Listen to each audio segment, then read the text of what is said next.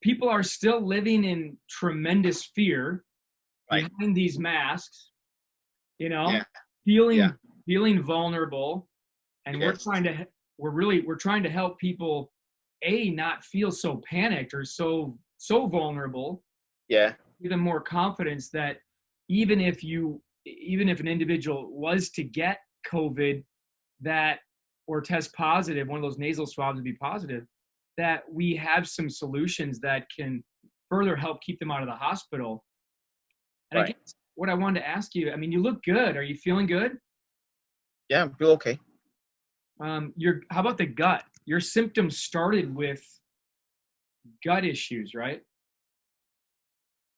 Started with some, yes, I think, yeah, I had some mild diarrhea to start with, if I remember correctly. So the mild diarrhea was the first symptoms before even before the fever started. So those were like for about 2 days. Okay. And then the fever started to kick in, the mild fever.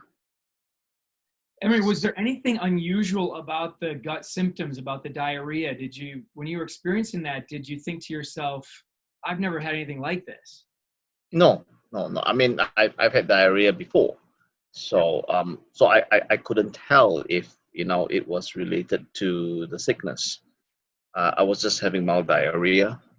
And of course, there was anxiety everywhere at that time. It's really, I mean, it was a very, very initial stage of COVID when it just arrived. I think it was late in March, very late March or very early April.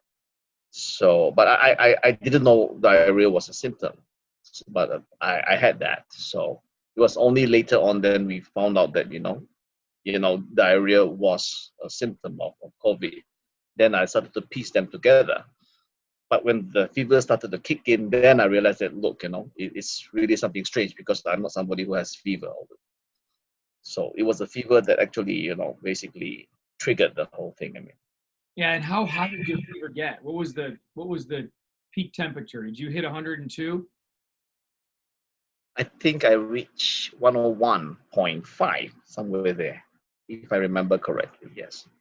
Emery, did you lose your sense of smell or taste at any time? Yes, yes, yes, I did. I did. That's been a hallmark of this particular virus. Correct, correct. And I don't even know whether I got everything back yet. I don't know whether it's 100% today. I don't know.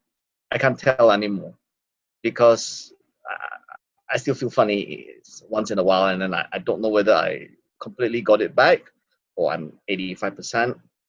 I don't know how to test it. Yeah, so you reached out to us because you were in New York City at the peak Yes, of COVID and you couldn't get yes. care there. Um, it wasn't like that. It was through, speaking to people, contacts that I know, okay, saying that, look, Emery, don't bother going because they're gonna send you home anyway because your conditions are not something that will justify admitting you. So you just have to write it out as the others do. I mean, those who are having relatively milder cases, Yeah. So right?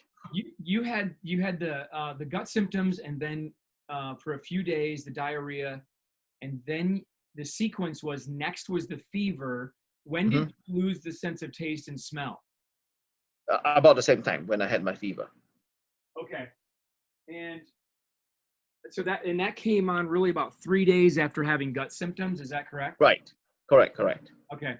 And then once the fever started, how long did you have the gut symptoms, the fever, the loss of taste and smell before you started to feel any shortness of breath? Um, the gut symptoms, like basically when I started having my fever, the gut symptoms were no longer there. And I mean, yeah, I still feel funny in my stomach because it's the difference between diarrhea. The gut symptoms remain throughout my ordeal. Remember when I told you that I have this funny thing in my stomach and I feel that like it was elevated kind of what do you call heartburn. Yes. Yeah, yeah. That one lasted throughout until I got better. So That I continued. the diarrhea went away, but you had a low. Oh, diarrhea went away. Diarrhea went away until I started my high dose of vitamin C. Then it came back. Okay. Remember that? Yep. So I think that was vitamin C related, more vitamin C related, and because I wasn't eating much that time, but that was already like in the middle of it, Okay. Do right? you do you think that your wife, who works in an ICU, probably brought it home and exposed you, or do you have any sense of where you got it? Um, I don't have a sense where I got it, but after she did her testing and stuff like that, I don't think it is from her because she tested negative. Oh, she was COVID negative. Yes, she was negative. Okay. Subsequently, we found out that she's negative.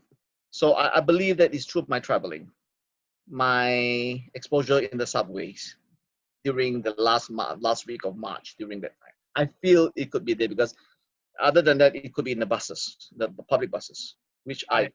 I took to commute to work. Yeah, public transportation right now is a catch-22. Yeah. Um, so let's talk about treatment for a minute. You mentioned the high dose IV vitamin C. Yes. You, how long before, how long after you were swabbed finally before you got your results? Was that a week that you had to wait? Yes. I took my swabs quite late too, I believe, because a lot of places were not testing. I had to wait a long time because I was actually waiting for the state to do the swab for me. But then after that, I ended up going to urgent care to get it done. Okay. At that time, they were not testing because they were so short of tests, and they were only testing, on those first responders and those who they need to be admitted to the hospital. Yeah, it's really hard for people to appreciate right now because you look Right. so good and you're so pleasant and happy. Yeah, But that week there where you had a very strong sense that you had COVID, you were still waiting for the test results, and yeah. you got connected, you were deeply concerned. You were under a lot Yes, of stress, yes, yes. I was. mental Yes, stress. yes. Um, Mentally too. Yes.